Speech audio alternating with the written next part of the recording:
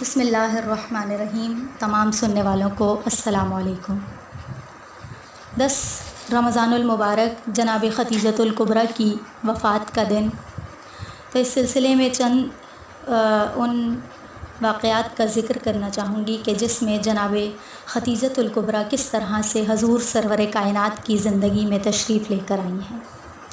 کہ جب حضور صلی اللہ علیہ وسلم کا عالم شباب تھا تو عرب دستور کے مطابق آپ کو تجارت کے لیے جناب ختیجۃ الکبریٰ کے در دولت پر بھیجا گیا۔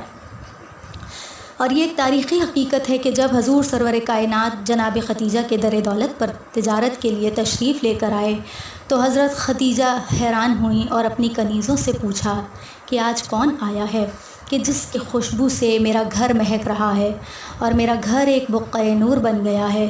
کنیزوں نے بتایا کہ جناب ابو طالب اپنے یتیم بھتیجے محمد مصطفیٰ کو لے کر آئے ہیں۔ بس پھر کیا تھا کہ حضرت ختیجہ کے قلب پاکیزہ میں نور چشم آمنہ کے لیے ایک محبت اور ایک جذبہ شوق کروٹیں لینے لگا۔ اور جب جگر گوشہ ابو طالب جناب ختیجہ کا مال تجارت کر کے واپس آ رہے تھے تو جناب ختیجہ نے اپنے غلام کو استقبال کے لیے بھیج دیا اور خود یہ منظر دیکھنے کے لیے بیٹھ گئیں کہ دوپہر کا وقت تھا، آفتاب اپنی پوری توانائی کے ساتھ رخشندہ تھا، ایک محصور کن حالہ نور تھا جو یتیم عبداللہ کو گھیرے ہوئے تھا، ایک عجیب و غریب مہک تھی کہ جس سے ارد گرد کی ہوا معطر تھی اور محبوب خدا کے سر پر ایک سفید بادل کا ٹکڑا تھا جو سایہ فگن تھا اور ساتھ ساتھ چل رہا تھا۔ ہوا میں ہلچل ہو رہی تھی جیسے کوئی مخلوق ملائکہ اور حورے جلوہ میں چلے آ رہے ہیں۔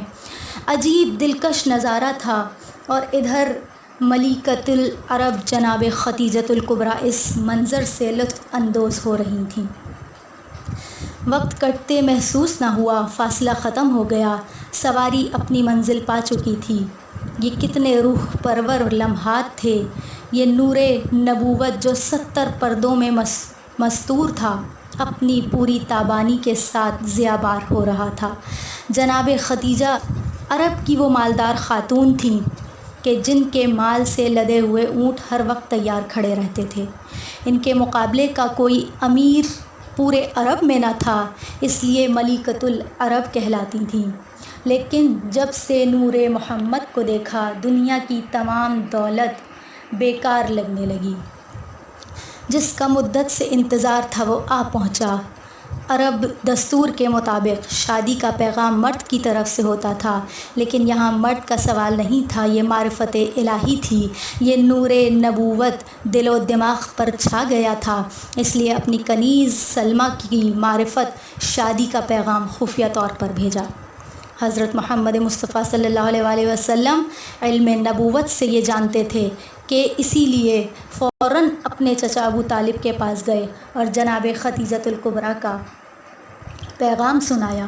جناب ابو طالب نے خاندان کے چند لوگوں کو لے کر جناب ختیجۃ الکبریٰ کے والد تک پیغام پہنچایا، اور المختصر یہ کہ جناب ابو طالب نے حضرت محمد مصطفیٰ کا عقد جناب ختیجہ سے کر دیا۔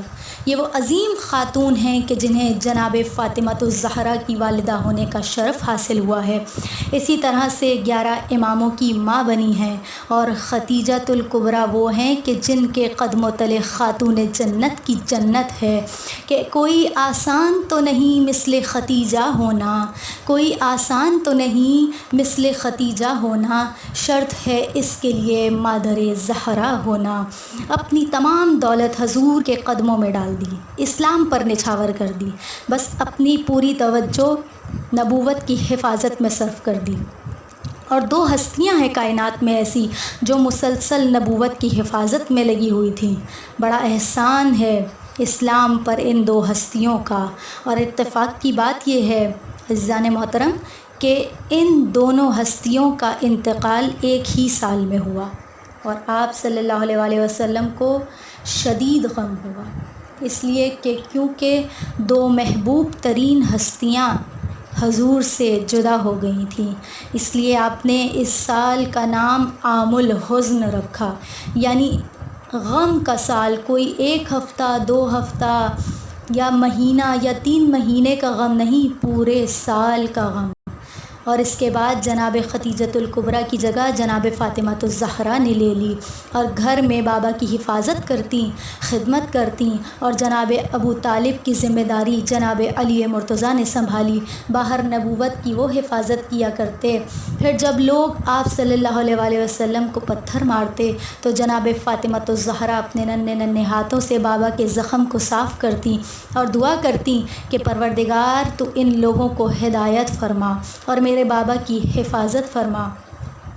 اور کیا شان ہے جناب ختیجہ کی کہ جناب شوکت رضا شوکت اس طرح سے فرماتے ہیں کہ حیا کی کیوں نہ لکھوں انجمن ختیجہ کو، حیا کی کیوں نہ لکھوں انجمن ختیجہ کو، سلام کرتے ہیں جب پنجتن ختیجہ کو، سلام کرتے ہیں جب پنجتن ختیجہ کو، سمجھ کے محسن دین رسول اکرم، سمجھ کے محسن دین رسول اکرم، دیا ہے اپنی ابا کا کفن ختیجہ کو۔ وآخر دعوانا ان الحمد للہ رب العالمین۔